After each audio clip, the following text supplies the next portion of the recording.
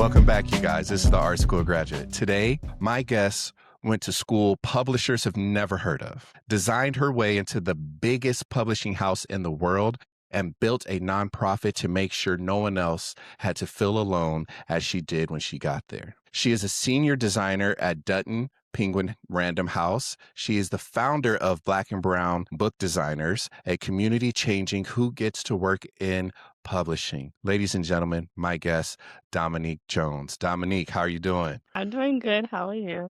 Good, good, good. So we were just talking a little bit before we got started, just chit-chatting, going back and forth. But Dominique, share with the people a little bit about yourself before we do a full deep dive into who you are, your origin, and your past. Sure. Well, recently I actually left Dutton and I'm now an associate art director at Storehouse Voices, which is still under the Penguin umbrella, Got you. but just working on more titles and still fiction and nonfiction and just learning the ropes and how that new role entails and everything about it. So it's been an interesting ride for sure, but I'm enjoying it apart. Yeah, I'm a designer. I am a creative at heart and I just love books. I found my way in the magical world of publishing and I am enjoying it. I love museums. I love just exploring whatever it possibly could be and different mediums, museums, and just an advocate overall of like seeing other people shine outside of myself. I'm always a helper first before even helping myself at times. Okay. Thank you for sharing that a little bit. So let's talk about the origin, which I found very interesting was you went to Mercy College. It isn't a school for publishers where publishers come to like typically recruit. So I'm laughing because it's like when I looked it up, I was like, is it? I've never even heard of Mercy, but okay. So when you were there studying graphic design, did you even know book cover design was a career? So I knew a little bit of it, but it wasn't like, oh yeah, that's exactly what I want to do. Our professors there, it's like it was a small art program. And the professors at that point, taught us different things. We did different projects. And so some of them was book covers, some of them was poster design, whatever it could be to kind of just build our portfolio to what it was before we graduated. That was the goal. And so we worked on a book cover project. I was like, this is fun. Didn't think anything of it. Talked about different industries and different firms and everything. But everyone in the class was so fixated on like Pentagram and all those other big design studios where it was like publishing was not even there. It wasn't even a thought. So being able to land a position in publishing definitely opened my eyes and was like, this is where I need to be. I do not want to leave. And that's it. Yeah. So explain how that worked when you were doing your senior portfolio in that practice. How did that day come and how did you get that? How did you take that first conversation of like, hey, we want you to come over and do this? How did that turn out for you? So I remember it so vividly. Like I was like literally so laser focused into my thesis project. It was about at that time in my life, I studied ASL a lot and I wanted to be an interpreter. So I was like all immersive in the community, the culture, the language and everything. And so I dedicated my thesis project around that. And so I made like different posters, a booklet of like highlighting all these deaf activists, musicians, dancers, and like a fun project. And so like lasering it down, making sure I get everything correct was just like the most important part of it. Then when it came to the senior show, people are just roaming in, chatting and just asking you about your project and you just talk about it. And that was it. And then literally the day after, maybe like, I still have the email though, probably like the week or so after, I got an email from HR and I was like, why would HR email me? Like, that just didn't make any sense to me. I was like, this is probably spam. Like, didn't apply to anything at that time. And they were like, oh yeah, the senior show would love you to just apply if you're interested in an internship. And I wasn't really looking to do an internship for the summer. Like, I just graduated college. I just wanted to enjoy it. I was like, why not? And when I did, I was like, okay, wound up getting it. On an interview, it was like, I'm just going to do it and just not even worry about it. Yeah. It. Got a call back and was like, you got it. And I was like, damn, okay, I guess. I wound up doing it and it literally, again, changed my life. Walked through the doors and was like, what? This is amazing. It was like a sign from God. It was like, this is it. You don't need to look anywhere else. Yeah. You're gonna stay here. Then the last week of my internship, I was like, okay, the days are counting thin and still didn't get anything. Am I gonna stay? And then luckily my old director at the time, he emailed me and was like, position opening up, someone from our team is just leaving. Would you like to be part-time? And I was like, yes. There's no hesitation. I don't even care how much the pay was. At this point, I was like, I'm just staying. And Get I've your been foot in there. that door. Exactly. I just put my foot in the door. I was like, Yeah. I tasted what like success looked like for myself. And I was like, I am Yeah. not letting this go. Oh, And I've been wow. there ever since. So it's been Wow. about a little over 7 years, maybe. Oh, wow. So you talked about being a Penguin employee, seeing your senior art project, get all those things happen for you. So let's talk about this. Describe the first day of walking through those doors. What was it? What was that environment like for you, and what clicked for you where you were like, yeah, this is it. I need to stay here. It was so many things. It was like, well, first of all, the time that I was there, we had like different buildings. So there was like Penguin was at the Lower Manhattan. They were in Lower Manhattan. Now they like uptown. So at the time I was at the Lower Manhattan location. And funny enough, about a year and some change before getting that job, I literally worked 2 blocks down at a children's museum. And I would always pass that building all the time. And was like, what is this fancy building? Who always goes in there? And look at me now going into that fancy big building. So it was definitely like a wow, like That's crazy. a full circle moment, Yeah. a blessing from God. I was like, this is all coming together, and I'm not even gonna be mad at it. I prayed for this opportunity to just get to a place where I'm like, I wanted a place that felt home, because I knew I wanted to be able to wake up every day and be happy and joyful of what I do, and didn't really care about the money. I was just like, it is what it is, but I'm just going to be honed in and happy with what my life is going to be like, because That's I good. am the controller of my life, aside from God telling me what to do. But in that moment, I was like, I wanted this. So, That's dope. yeah. Man. So what in that environment hooked you? Was it the people, the work, the conversations? What is it that was like when you sat down, you were like, oh, I feel the energy in here. What was that? I think it was knowing, like being a creative and Mhm. knowing how passionate I was as a reader. Like, I would always even remember going to bookstores and just, like, looking at the covers, Mhm. going to the libraries, and it's like, oh, feeling the paper, smelling the new pages. It was like all that just fascinated me, but I just never put 2 and 2 together, like this would be a thing, or even my Mhm. career. So I think it was just knowing what you have interest in, Yeah. and then seeing the alignment of things come together. It was Mhm. just that realization, like, this is what I'm supposed to be doing. It's this indescribable feeling, like, you Yeah. know. Yeah, yeah, yeah. Yeah. When it clicks, that Mhm. it's kind of like you feel it. It's like that Yeah. warm feeling. You're like, okay, I'm Like, supposed this to is be here. it. I'm supposed to be doing it. Yeah. Yeah. Like, everything just makes sense of how your Mhm. life landed, the little planted seeds, all of, Right. Yep. you know? Yeah. Yeah. So let's touch a little bit on the craft. When you're handed a manuscript, where do you actually start? Like, do So you read it first, or do you sit there and is it like they kind of send you little artist notes, author note? Do they send you little things like that, or is it they kind of just give it it's to a you and mix. say best of luck? It's a mix of all. Um, Wow. because there's times where, like, we'll get maybe, like, the first 50 pages, maybe the Hmm. whole manuscript, 300 and X amount of pages to read. Wow. And just like, here you go. And you just take it how you want. You know, you Hmm. need to read it, take your notes, X, Y, and Z. But I Hmm. think it also comes with the different genres that come to play. Because sometimes there's like, if it's an authored memoir, 9 out of 10 times I'm probably not gonna get a whole manuscript. I might just get Hmm. like the chapters, maybe a description of like what they kind of envision. Of course, like a Yeah. PowerPoint presentation of what they like, what they don't like, the cover competitions that are out there that we wanted to fit on the shelf, but also stand out on its own. So there's Gotcha. a whole breakdown of a Hmm. memo of like the do's, the don'ts, the likes, the don't likes, Hmm. and inspiration, along with maybe some key points that they wanted to highlight that might spark some sense of inspiration for Hmm. you as the reader and the designer for the project. So every project is different, but they give enough details where you can absorb it and then move Hmm. forward with coming up with Gotcha. the ideas that you need. Have you ever came across just a book design where you were like, I have no idea what I'm going to do here? Has that ever happened to you where you just like after reading it, you just get that 1,000-yard stare and you're like, Yeah. well, okay, we're just going to sit this down and come back to it next Monday. No, Have you ever had one of literally. those moments? Literally. I literally had that probably, I want to say sometime about a few weeks ago. Like I'm working on a new season now. We're like working on spring. And I was reading and I was like, it's such a great, like, first couple of chapters. I'm like, I love it. But I was like, what do I do?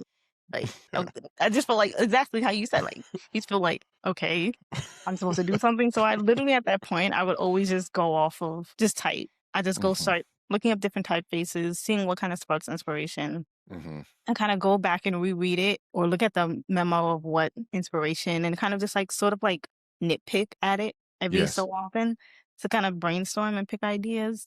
Sometimes I even go through like the author's Instagram to see what they like and what they don't like. Like, what are they posting?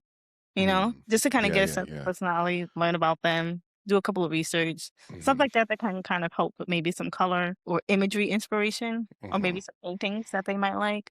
So it's doing a lot of extended research, but also trying not to beat myself up. But Got also it. if it's a deadline, then we got to get it done. Got it. Got it.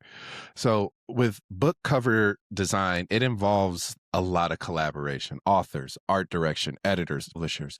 I know that's a lot. Even me hearing it, I had to take a deep breath. But how do you hold onto your creative vision when you have so many people chiming in with opinions, edits, and critiques? How do you hold on to that? I try not to take it personal. And I think that's the most important thing is knowing that you can show something to people who might not understand design or just think things look pretty. You're always going to get the opinion or a comment that you might not like. And it's either you take the opportunity to, vouch for your design and your ideas and letting them know the reason why.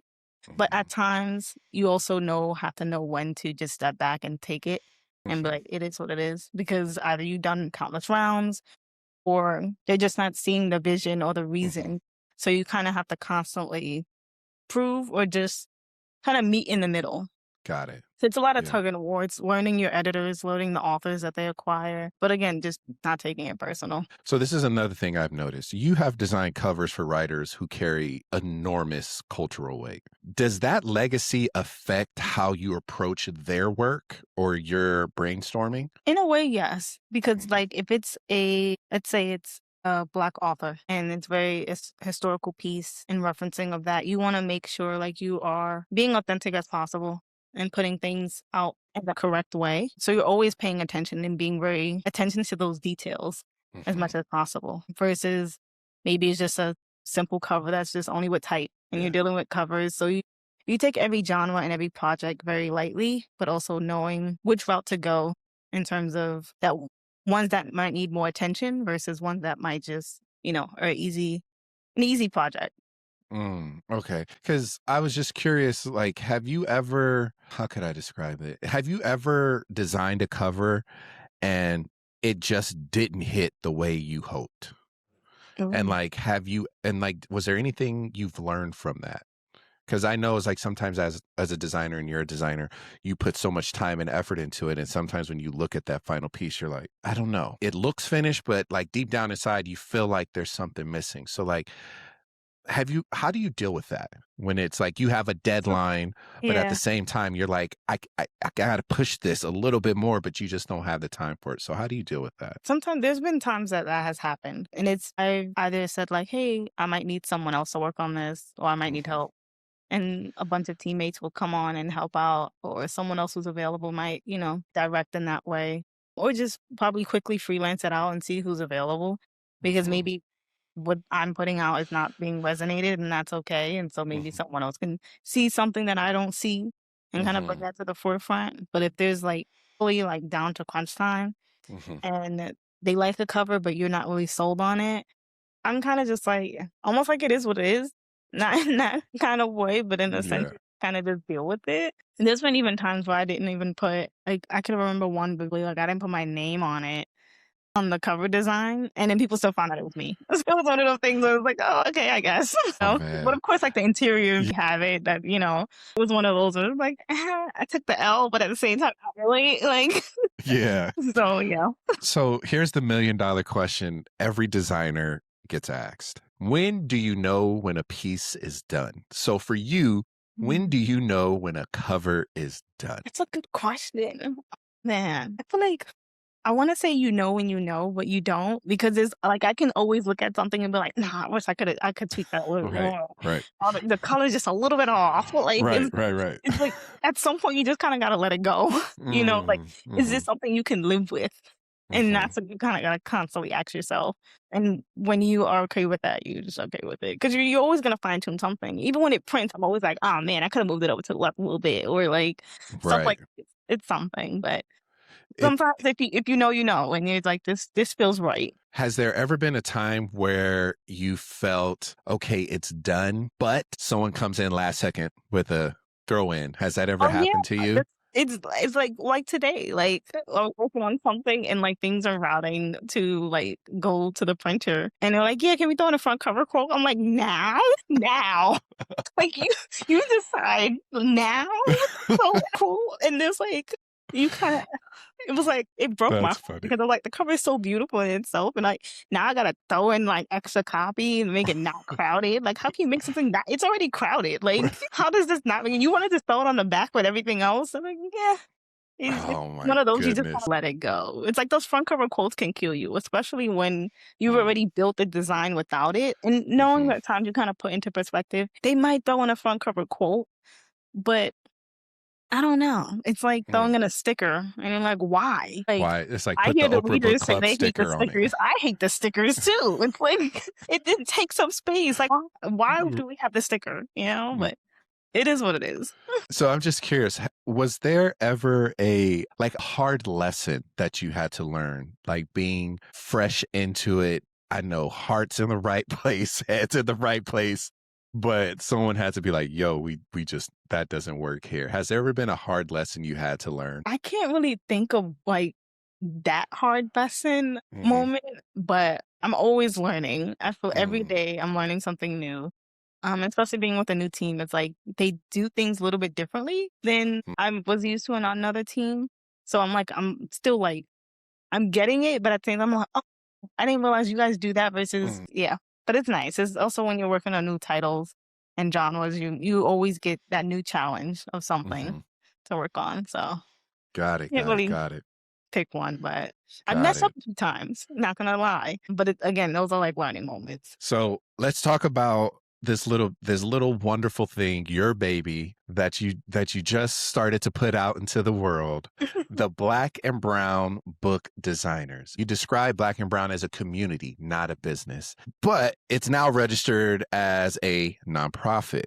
What does that evolution say about the mission for the Black and Brown Book Designers? It says a lot. It says that is more than just community. It's legacy. It's building for the generation and continuing to pour out into allowing us to be in this publishing space Hmm. and in multiple spaces all at once. Hmm. Because a lot of people, again, don't know the industry exists, don't know how to navigate when it comes to negotiation, Hmm. don't know what it's like even getting hired for their first ever book cover project, what those Hmm. little details from trim sizes, from RDP to CMYK, building things from scratch or doing sketches and all these fast details. Those are the Hmm. important things that are like fundamental to like know when it's like working on Hmm. projects in the industry. And so building this community for not only just designers, illustrators, and now opening it up to just like the curious readers who might just be Hmm. curious about the publishing industry and the process behind it. It's been a very fun ride to have that, see it grow, not only now being we do hybrid events, so a lot Hmm. online, but then also now in person, not only in New York, but now over in a DMV has been Hmm. nice to kind of just see and grow and involved in so many Right. different ways. And it's also been helping like independent authors as well find their next creator that they need for their book covers or even just the interior process overall. And it's just a wonderful ride. So let's talk about it. Most people assume Black and Brown was born out of the summer of 2020, but the idea actually started from a conversation with a coworker back in, I think, 2018 or 2019. I'm not too Mhm. sure. I got to double check that. But can you talk about that moment that brought this whole idea to fruition? So yeah, me and a coworker were talking, and I remember she was telling me like, yeah, there hasn't been another Black designer on this side of the team for decades. And I'm like, really? There was someone else besides me? Like, I was like, wow, like I was fascinated but curious. Uh-huh. She couldn't remember the person's name. So I was just like, oh man, like who is it? Like I want to know and ask questions. But at that point I realized it's so long ago. She's been here Mhm. way longer than I have at that point. I just knew from being there. And I think at that point it was already just a couple of months in and only going to the cafeteria to see other people that look like me, but connecting with people and realizing, oh, they're just in editorial or they're in Mhm. marketing and never Mhm. cover design. It was just like, okay, the odds are very slim. That conversation like lingered in my head for months and months. And I was like, why Mhm. does it keep beating me up? Like, it's like a sign or something trying to tell me like there's something that needs to be done. And I'm like a shy person. I'm not gonna put myself out there. And so after that conversation and all those months passing, I Mhm. was like, okay, maybe should do something. Maybe it's a book club or something Mhm. small that's not gonna be asked for much. And of course, when 2020 happened, the world as what we see as a regular became a reality and more so for visual reference for a lot of other people to realize like, oh, this is Yeah. what my coworkers and friends or, go through on a regular. Mhm. And so for us, I seen on the other side of it was like a lot of people are just standing up for themselves and speaking up and starting businesses and advocating for one another. And I was like, maybe this is something I need to do too. And so I ended up just posting up an Instagram page, didn't put my face or any name to it so no one could find out it was me. Mhm. And then all of a sudden there's got a bunch of interactions and follows. And eventually Mhm. I grew the courage and was like, okay, it's me. And told people and Mhm. published it on Publishers Weekly and continues to grow ever since then. Mhm. It not only builds my courage and who I am as a creative, but also allowing myself to have a voice and sharing the voice for others at the same time. And Mhm. then little behold, I wound up connecting with other black and brown designers who actually worked at Penguin too at the same time I was Wow. there. And I was like, how would I have known we were all in this same building, Mhm. just on different floors, if I wouldn't Wow. have posted this? Mhm. So it's definitely been a award winning for myself to just meet so Mhm. many people, not only here in the US, like I've met so many wonderful people from Canada, the UK, Mhm. India. Like it's mind blowing to see so many other designers across the globe who share a passion for books. It's yeah. So, with only 3% of designers across all industries being Black, what do you think needs to actually change structurally for that number to start to shift? Get this question asked a lot, and I usually Mhm. just go off of it's something that I think companies should do more Mhm. research on and figure out because I feel we shouldn't be the one answering that question for them Mm. and telling them how to fix it. Because in reality, we're not the ones that made the problem. We're just trying to create the resolution behind the problem Mhm. and be there and exist, you know? So that's that's my answer. So, I'm curious, with building this, have you received any pushback with this Black and Brown Designers Book Club thing that you've grown so beautifully? Have you received any like negative feedback or pushback with it? No, I haven't. By the grace of God, no. And That's I think amazing. that's God doing the work for me. Yeah. I don't worry about too much of the haters or the people who don't agree because Mhm. I'm just here doing the work and continuing to pursue. Have you seen doors start to open for designers from schools publishers don't usually recruit from? Is that something you start to notice? In a way, but at the same time, it's hard. Like I'm not in all the spaces to know what's Right. happening, you know, but Mhm. I have seen an increase of more people talking about design, Yeah. talking about covers, and wanting to acknowledge book cover designers a little bit more than what they have in the past, especially with giving credit at like the Mm. bottom of like a post, like cover design or cover illustrated by X, Y, and Z. It's not done a lot, but it's slowly a thing. And then of course there's blogs and articles of like many awards of the best 100 book covers of the year that's been out for Yeah. years. And so seeing those get more and more spotlight at the same time, it allows to see that there's a little bit of change happening in the Mhm. creative book cover space. With noticing that, how does that make you feel when you see like, I don't know, Amityville University, somebody coming in from that's like a small school What does that do for you when you see these kids who are just blessed and talented getting that opportunity to just come showcase their skill set? It's nice and it's rewarding, and a lot of them, like, reach out to me too on, like, LinkedIn and ask, like, Mhm, "Hey, can I talk?" Or, "I've seen you here and there," or X, Y, and Z, and they just wanna know more, and I'm like, I'm always more than happy to chat. I'm like, "I have it on my website, you can book a call, and we can just chat and, share experiences," because knowing back then that I know now, it's like, "Okay, I wanna be able to help someone else move mhm. forward." In the best way, and so it's just nice, and the organization has helped. What, last year, I think we've hit at least 22% of people who have gotten like, a full-time job out of the Hey, industry, and it was that like, is nothing to oh, bat an eye at. it's a small number out of, like, the portfolio reviews and even just people who will actually volunteer on our board Mhm. altogether. It was just like, that's still a small that's a great win to Yeah. just hear and see people like, "Oh, was once on one side and now I'm here. Now I'm creating the Wow. covers," and it's just very rewarding. That's beautiful. Girl, you gotta toot your horn a little bit harder than that. That was I'm always, but no, no, it's very nice. that's Yeah, that's amazing. Like, yeah. you don't know the way I look at it is even being a teacher and a professor is just like you don't know who you're influencing or what that could have done for Mm, someone. yeah. Like, yeah, people are like, "Oh, well, you've been doing it X number of years." I don't care. 22% is a great number to see, and seeing that number increase annually is the is a wonderful goal, and I think hats off, girl. Like, you need to be somebody needs to give you a medal. I mean, they like to give medals for other stuff. They need to give you a medal, girl. Look. Man, that's amazing. So, Mhm. before we transition from this topic, just one quick question. What's the hardest part about running the Black and Brown on top of being a full-time designer? You know, that right there could be a lot. But what is the hardest part about that in your career that like no one talks about? I feel like people talk about it.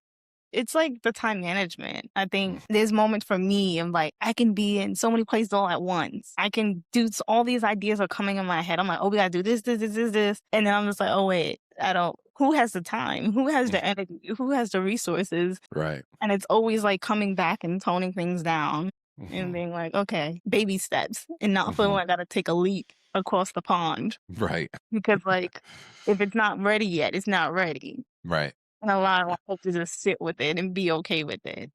It's a lot of time management, a lot of trying to carve out time, adding things to my calendar, and trying to survive, honestly. Now, this is another $1 million question I ask many designers. How do you find time for yourself when you're juggling full-time career, family, this wonderful organization? How do you find time for yourself? Or better yet, what do you do to kind of give yourself a break? I don't.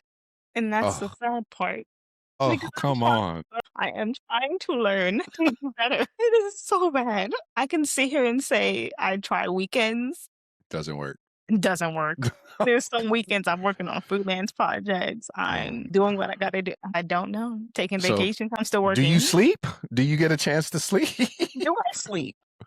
No, I'm just joking because it's just like I don't take time. It's like, girl, do you even ever sleep? Because I feel like I you got wake to up give yourself a break sometime. I always set my alarm early. Imma get up, and my fiance is like, "You're not getting up." I'm like, "Yes, I am." Alarms are go I'm still in bed. He's like, "You didn't get up." I'm like, "I know I wasn't." "Oh, Reaches over and well, turns it off for you. Don't worry about it. Slide it. Slide you're the not little getting button. Yeah. up." Okay. So let's talk about like some of the principles and design thinking, like, the big picture stuff. What design principles matter most when a cover has to sell a book in a fraction of a second? There's so many elements to it. Like, it can Hmm. be the artwork, it could be the photo, whatever the first thing that pops out in your face, that's what it sells. Hmm. So again, like sometimes it can be the photograph, it can be the illustration, it can be the Hmm. typeface, the colors. If you go into a bookshop, the bookstore, that's the first thing you're gonna see is like so many things bouncing off the page. But when you just sit and allow yourself to like skim through, the first thing that comes to your eye is either color Hmm. or an image. And so it's each one is, yeah, it's hard to answer that question because each one is different. But I think if we're thinking honing down on like one specific thing, I would definitely say probably the composition, how things are laid out on the page. That's really the most important thing because you play around with hierarchy and Hmm. those small design elements that allow you to figure out what's the first thing you look at, second, third, and so Hmm. on and so forth when it comes to a design. So you don't want so many things screaming out at you, but you want something that just grabs your attention off the bat. And that's the first thing that you see. Okay. Now, typography, color, image. Which of these three does the most emotional work? I think it's color because I think a lot of people who aren't designers are gonna always go like the color. Color Hmm. creates feeling, it creates emotion, tells Hmm. something before, like allows us to feel something before we can identify it. And so color to me is probably the most important thing. Then type, Mm. you know, because then you could take a more fine tuned look at it and be like, "Ooh, that typeface. Look at the N, or the way Hmm. certain letters are curved, and all those fun little details come after." But I think color is definitely the one. Okay. Now, this is a one that may trigger you and may not, but how do you, you know what, better yet, what do you think about AI generated imagery? When someone's trying to craft their wonderful story, I don't know if they've done it to you, but they go through chat or Claude and they're just like, blah, blah, blah, blah, blah. They send you the thing, but like, this is kind of the idea I want. How does that make you feel? Man, I've had that, and I'm just like, "What is happening?" Because out of nowhere, we've, like, probably say, like, this season alone, we've Hmm. gotten a lot of or seen a lot of, like, AI-generated covers being put into, like, the cover memo of, like, "This is what they like. This is what the author, you know, put into Wow. ChatGPT," or whatever the case is, and AI generated, and they love the way the style is. Can we just recreate it? It's like, it puts you in an awkward position of like, you want me to recreate this? Like, this is now generated from the entire globe Whatever. of Yeah. whatever it's been populated from to recreate something that technically exists, but in other forms. Like, it's not original. So it's that back and forth battle between what do you do? There was one time Hmm. where I ended up like just recreating the AI generated cover, but like, of course, using images from like different stock houses just to Yeah. recreate it just because that was something that they liked. And it was just like this, it's like, what do you do? It's like a battle you can't Hmm. fight in a weird way. But now we're just trying to figure out a way of just how do we allow the author to, yes, have some a little bit of creativity and like saying what they want their cover to look like, but not so much where it's like, this is it and that's it. Copy and paste something. Yeah. Yeah. Like you want to allow us to do our jobs for what we are hired for. It's an interesting conversation. But I think that's kind of dumb though, to like, you already have your cover. Why are you coming to us? You're going to spend this extra bread to get a cover It's like at that, that point you could have just self-published. right. Why go like grateful enough you have this opportunity that you've been Hmm. acquired by a big publisher, but now you just come with us with an AI cover? Like I don't it just doesn't make any Yeah. sense to me. That doesn't make sense. It's almost like, all right, you guys, I'm about to pull out this light tracing table and trace this AI generated image for you. It's like, what's the point of that? I don't know. I just was curious how that lands with your community of like, It's a lot of well, conversation. A lot of yeah. like everyone's having their own conversations, whether it's internal team, the big Mm, teams, or like the big houses, all that together with all the employees. Like the mm, constant conversation that's always going to be had because it's continuing to ever evolve into our daily lives. Some mhm, people use it as a sense of mood board mhm, inspiration. Some people use it, for example, like authors using it to mm, design their entire covers. Some people use it mm. for photo manipulation to kind of help with that Photoshop trick or whatever the case may be. Got There's it. each person is using it for different reasons. Me personally, I just try to avoid it at all costs because I feel like although some people use it again like inspirational mood board, for me, I just don't want to fall into the trap of being like, oh, this is a easy way out to kind of come up with Mhm, inspiration. I want to use my brain and use the process that has been helping me get to where I am now and mhm, not some new trick to kind of help spark. mm. Now, do they, and I don't know, and I'm not saying you, but like, how does the company handle when people are using like AI in their own books, like the writing, and then you guys get that? Because it's very evident when AI writes it versus when a human writes it. It's like, like when a human writes it, you can hear their voice in it versus when, you know, you're reading it, you're like, what? Why does it sound funny? Like, what does this mean? So, how do you guys deal with that part of, you know, getting AI, because AI is slowly leaking into all Yeah. aspects of creative life. So how's that conversation happening with you guys for designing the books and reading some of this literature? I haven't seen it from the interior side of like Mm-hmm. writing, but I've seen it in like the cover style. Mm, So okay. that's the only way I can answer from Okay. just, yeah, frequency mention was that because Yeah. Okay. So, what do you think the best book covers have in common that most people never consciously notice? Well, the only reason I ask that is because it's like, what do we have over here? Barnes and Nobles, I believe, is still open out here in California. So I was just like, okay, let me go look. And I like to just go and just walk and look. And I'm just like, some are extremely bright, some are very moody. But then it also depends on what I've noticed is genre. Like if you're going anime, everything is screaming at you. If Mhm. you're going those what do they call them? Like a They're the soap like kind of thing. yeah, self-publishing. Mhm. Like those, they're very kind of like whites and grays. And I'm like, oh, I'm starting to notice like It's almost like a color. little yeah, like color is like to me, that's what I've noticed is a lot of color, even on the small little zines that I've seen people have like self-published or put out or starting to put out with their books. I'm just like, so it's to me, it's color. But what do you think? Plus, I'm a designer. So is of course I'm going to look for some design element to attach to. So, but for you, what do you think most people never consciously notice? That's a hard question. No, it really is a hard question because yeah, color, like it would Mm-hmm. be color, but if you're thinking like the average reader, Mm-hmm. what would gravitate towards them? I Mm-hmm. want to say maybe it's the title, maybe it's the author. Mm-hmm. You see a debut author, someone new, Yeah. or you see someone of a familiar name, you're like, oh wow, they have a new book. You're just gonna automatically gravitate towards that and then move on to the next. Versus as a designer, an artist looking at it, you're looking at what grabs your attention visually Mm-hmm. versus who wrote it or what the title is. Got So it. Got it. it Got it. depends on the person, you're seeing things differently. Okay. Good. Okay. I was just curious about that. Like if you notice trends or if you notice anything like different like that, but it's like every now and then I venture out into the wild and I see Yeah. what's out there. Cause you I know what try I to go with like a reader face and be like, yes. I'm new to the world. But it's always like, oh, that looks nice. Who designed? Oh, like Yeah. it's gonna always go back to that creative eye. And like, you know what? You just gotta live with it. And just Yeah. so it's Like yeah. even going to some like used bookstores, I just walk through and I'm like, wow, this is interesting. I've never seen this styling. So it's just, I was just curious about that. Yeah. So now we're going to jump into everybody's favorite little thing. It's called my rapid fire. You tell me, you give me your answer. You can explain it. Some people are like, it's just this. I don't have an explanation why, but I'm going to give you the opportunity to try your best. I've only stumped two people, so we'll see how you do. Okay. All right. Okay. Best book cover of all time. Of all time? Of all time. What? Mine's at least change on the daily. Okay. Let's go daily. Okay, for today, this week. This week? Man, okay. What cover stopped me in my track? Man, I haven't been on Instagram, so I can't tell the latest cover. I can't even hold you. Yeah. Okay. All right. Okay. I have no answer. Okay. No answer. That counts. All right. Serif or sans serif? Ooh. Hi. It's like, why are Because you making me choose these?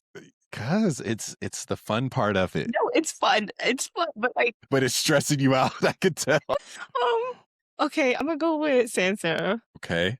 Yeah. One designer whose work you have studied. Okay, years ago, I used to study Jessica Walsh, her work. I just like was always fascinated in college.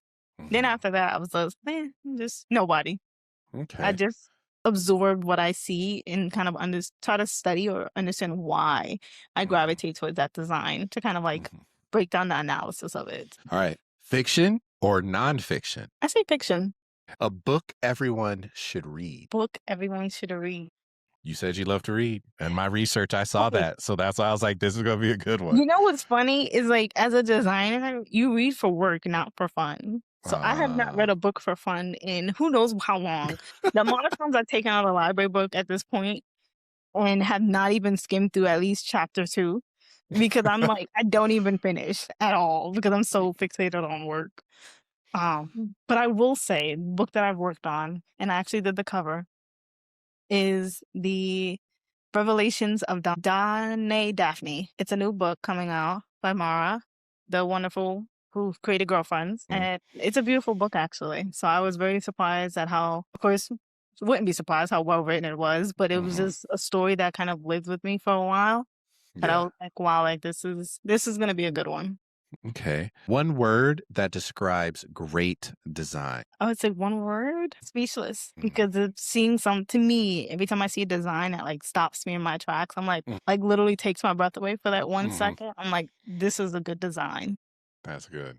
That's good. All right. So let's talk a little bit about creative identity and some advice for the upcoming generations.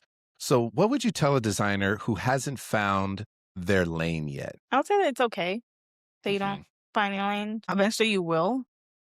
And other people will notice it before you notice it. Just stick to what you're doing, stick to what works for you, and try not to allowing yourself to adapt when you need to, but also knowing when not to adapt. And just Mm. stick to who you are and what Mhm. you're good at. Because you're a good designer for a reason. And you want to Yeah. you're setting yourself apart from other designers at the same time because of your Mm. style.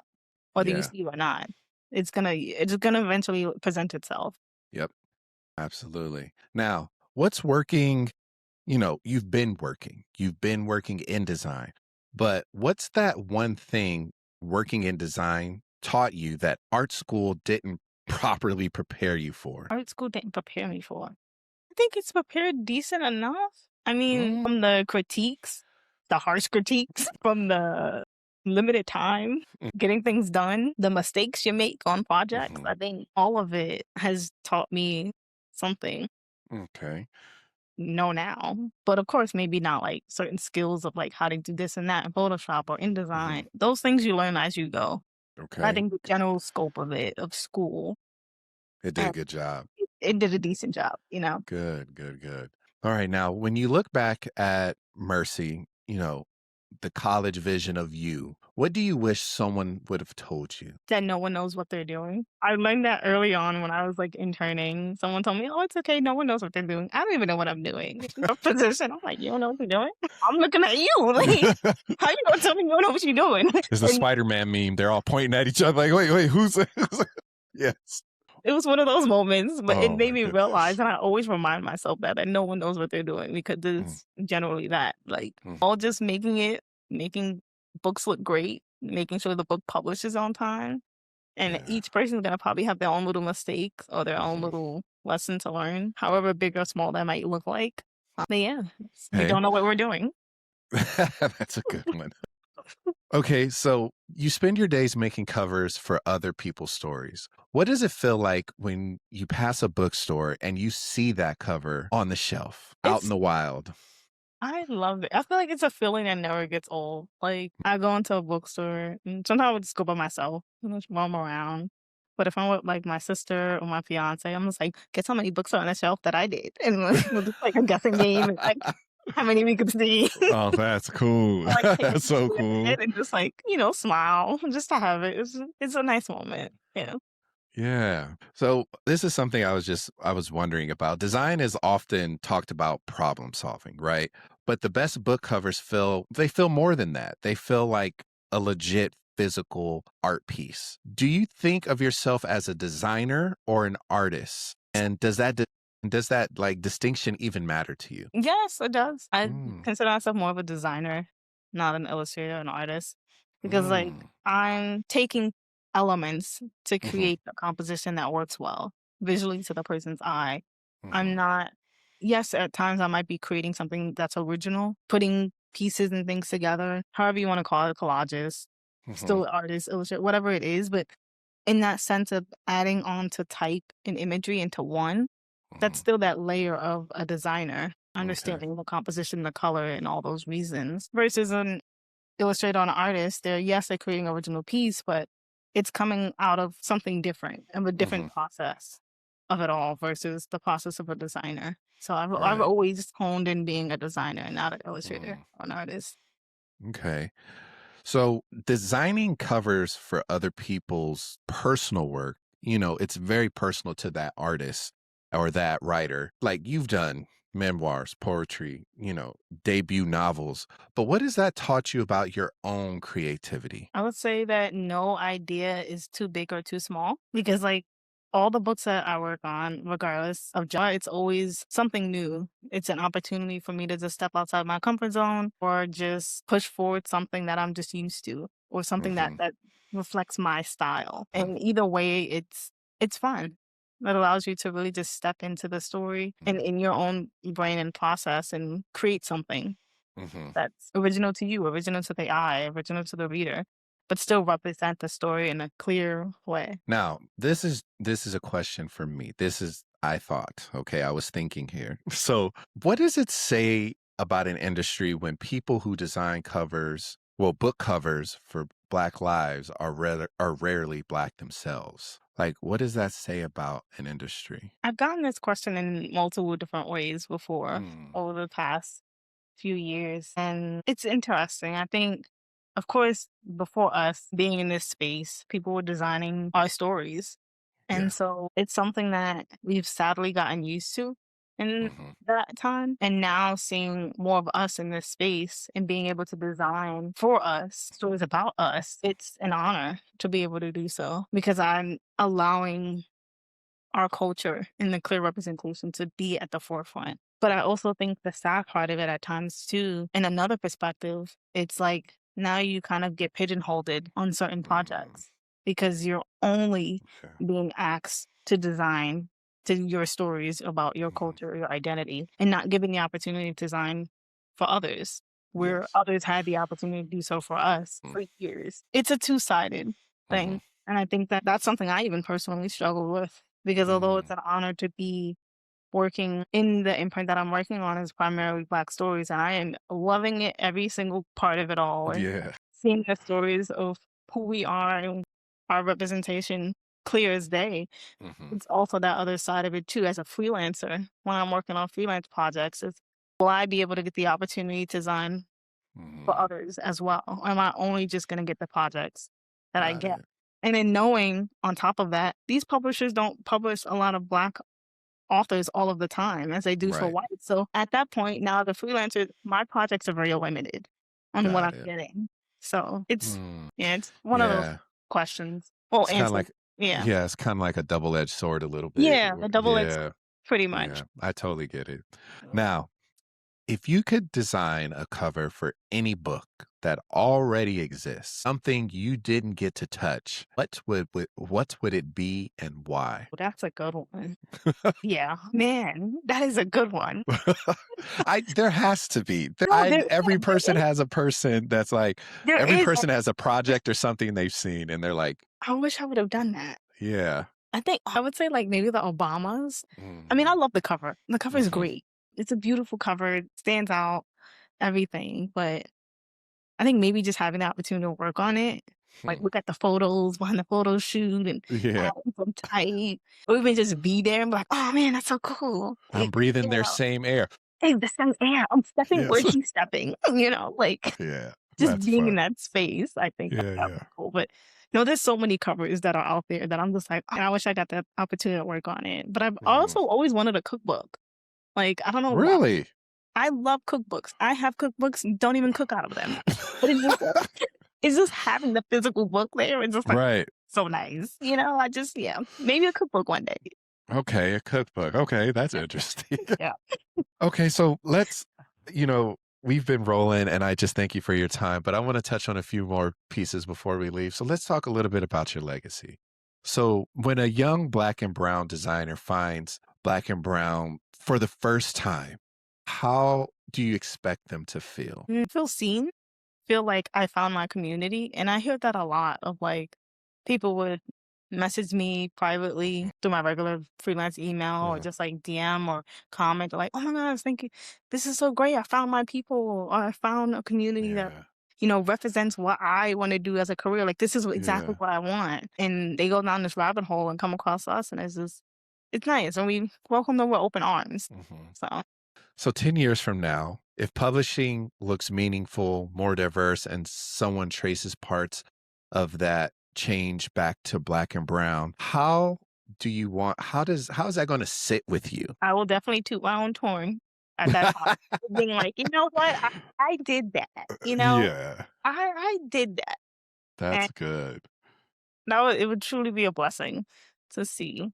like something of a small conversation turned into a nonprofit and now part of a legacy that will forever exist, of knowing that it's paved the way for conversation to be had about diversity in the publishing industry, but with more intention behind it, more thought, more creativity in mind, and more seats at the table for all of us.